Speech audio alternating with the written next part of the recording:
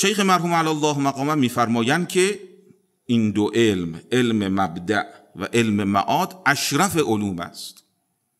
ما علم مبدأ رو و علم معاد رو فرا نمیگیریم که باز بریم یک علم بالاتری رو فرا بگیریم، نه، این بالاترین علومه. پس جهت شرافتش یکی این شد که یطلب لذاته هست این دو علم.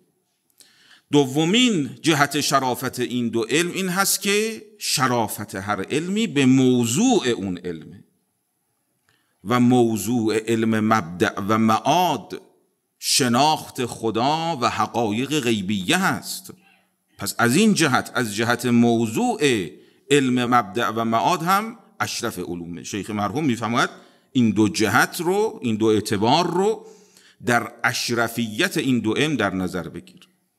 میفرماید هر چه که از علوم که فرا بخوای بگیری، علم طریقت، علم تصحیح اخلاق و حالات نفس، علم شریعت، همه و همه که در روایت امام صلوات الله علیه میفرماید که این علوم است و ما خلاهن فهو فضل.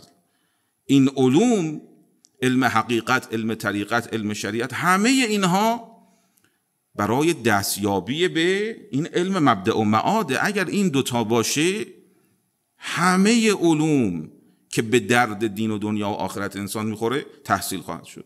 در علم معاد عمل میکنی به همه آنچه که دستور دادن به تو، اوامر الهی است، ترک میکنی نواهی رو، آنچه که نهی کردن، پرهیز دادن، برای معاد.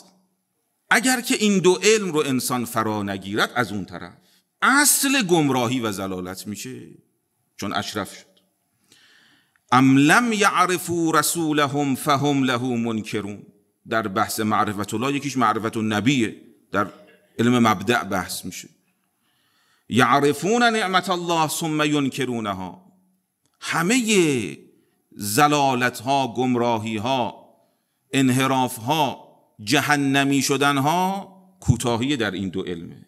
نشناختن، عمل نکردن به مفاد این دو علم. خب خیلی اهمیت این دو اصطلاح و این دو علم بیان شد.